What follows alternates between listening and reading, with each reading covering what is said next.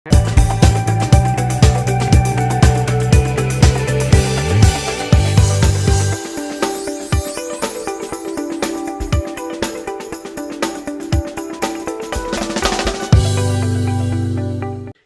में पश्चिम बंगाल की मुख्यमंत्री ममता बनर्जी ने 2021 विधानसभा चुनाव में इन्हीं शब्दों के साथ चुनावी उद्घोष किया था।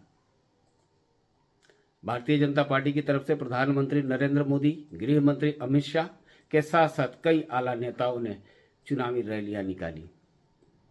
पार्टी को उस चुनाव में बढ़त मिली, विधानसभा में सीटों की संख्या भी बढ़ी, लेकिन ममता बनर्जी अपने पार्टी की सत्ता को बनाए रखने में कामयाब रहीं।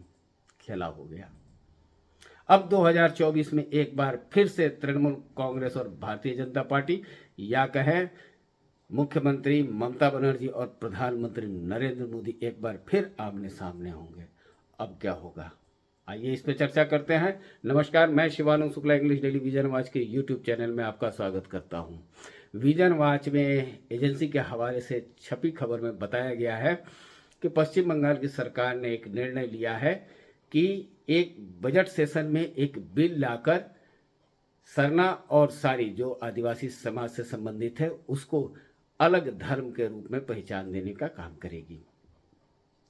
सरना और सारी आदिवासी समाज से संबंधित है। अब एक बात हम यहाँ बताना चाहेंगे कि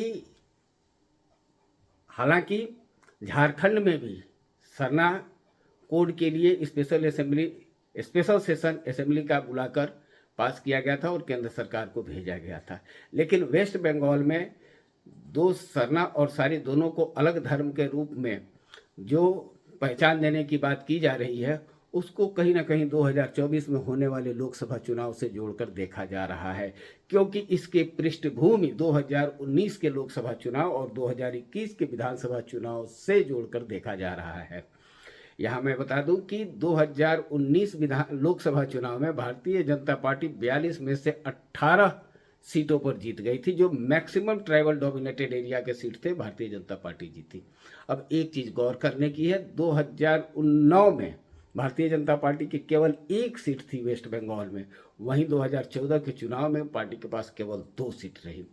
तो 2019 में 18 सीट जीतना यह एक बहुत बड़ी बात थी।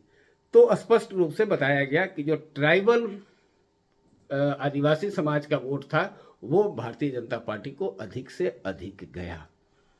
अब 2021 के विधानसभा चुनाव में तृणमूल कांग्रेस ने पूरा प्रयास किया कि जो इसका ग्राउंड था आदिवासियों में ये वापस रिगेन करे। इसने एक टारगेट रखा, हालांकि उसको वापस लाने में राजनीतिक प्रेक्षकों का मानना है कि बहुत हद तक कामयाब तो हुई, लेकिन टारगेट पूरा नहीं हुआ। अब 2024 चुनाव के मद्देनजर यह आदिवासी समाज फिर से भारतीय जनता पार्टी की तरफ नहीं चला जाए, इसलिए इनके तुष्टिकरण के लिए यह पूरा कवायद किया जा रहा है, ऐसे राजनीतिक जानकारों का कहना है। हालांकि एक ऑल पार्टी मीटिंग बुलाया गया था असेंबली स्पीकर विमान बंदोपाध्याय के द्वारा, जिसमें भारतीय जनता पार्टी के विधायक शिरकत नहीं किए। उस मीटिंग के बाद वहां के पार्लियामेंट्री अफेयर्स मिनिस्टर सुवनदेव चट्टोपाध्याय ने मीडिया को बताया कि सारी और सरना को अलग धर्म बनाने की मांग बहुत पुरानी है, उसे केवल पूरा करने का काम किया जा रहा है। ये पहले ये हिंदू धर्म के ही भाग के रूप में माने जाते थे, तो अभी तक इनको हिंदू धर्म से ही जोड़कर देखा जा रहा था, जिसे कि अब एक अलग धर्म की पहचान देने की बात की जा रही है। अब यहाँ पर राजनीतिक विश्लेषक इसको 2 रूप से देख रहे हैं। एक तो 2024 में जो सामाजिक और जो इलेक्टोरल केमिस्ट्री और अरिथमेटिक है उससे जोड़ के देख रहे हैं, और वहीं दूसरी तरफ इसको कहीं ना कहीं जो रीजनल एथनिक रिलीजियस आइडेंटिटी को बढ़ाने की बात कह रहे हैं कि जो वर्चस्व है इस पूरे कम्युनिटी का, उस कम्युनिटी के वर्चस्व को एक पहचान देने की बात कर रहे हैं, ताकि अपनी पहचान के साथ तृणमूल इससे अपने को भी जोड़ सके, ऐसा राजनीतिक विश्लेषकों का कहना है। इनका चुनावी दृष्टिकोण से एक तरफ जहां देखा जा रहा है कि लोकसभा चुनाव में भारतीय जनता पार्टी प्रधानमंत्री नरेंद्र मोदी के निर्देश पर एक एक व्यक्ति, एक एक बूथ और एक एक गांव तक जाने की बात कर रही है एक सामाजिक कार्यकर्ता के रूप में, वहीं तृणमूल कांग्रेस द्वारा यह जो नए धर्म का पहचान देने की बात की जा रही है, इसको भी 2024 के ही चुनाव का रणनीति का एक हिस्सा माना जा रहा है। अब आपको एक बात यहाँ पे बताना आवश्यक है कि 75 वर्ष की स्वतंत्रता के बाद भी आज, जिसे हम अमृतकाल कहते हैं, आज भी जाति धर्म संप्रदाय पर ही बात अंततः आती है।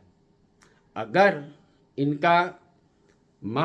इनकी मांग बहुत पुरानी है तो इसी समय को जो चुना गया है, इसलिए राजनीतिक विशेषज्ञ इसको 2024 के चुनाव से जोड़कर देख रहे हैं। अभी आपको याद होगा, पहले वीडियो में बताया गया है कि उत्तर प्रदेश में समाजवादी पार्टी के नेता स्वामी प्रसाद मौर्य रामचरितमानस के एक लाइन पर अपनी आपत्ति व्यक्त करते हैं और यहाँ तक कहते हैं कि इस लाइन को उस ग्रंथ से हटा देना चाहिए। कई दशक के राजनीतिक कैरियर के बाद रामचरितमानस के इस लाइन का अर्थ अब इन्हें समझ आया है, लेकिन इसके पृष्ठभूमि, वहाँ के जो विश्लेषक हैं उनका मानना है कि पृष्ठभूमि इसका यह है कि 2019 के लोकसभा चुनाव में समाजवादी पार्टी, जिसके ये नेता हैं, उसको सिर्फ 5 सीट मिली थी 80 में से, और वो भी तब जब बहुजन समाजवादी पार्टी के साथ ये मिलकर चुनाव लड़े थे। वहीं बिहार में वहाँ के शिक्षा मंत्री प्रोफेसर चंद्रशेखर हैं, उन्होंने भी रामचरितमानस और मनु स्मृति पर प्रश्न खड़ा किया और कहा कि यह समाज का विभाजन करने वाले ग्रंथ हैं।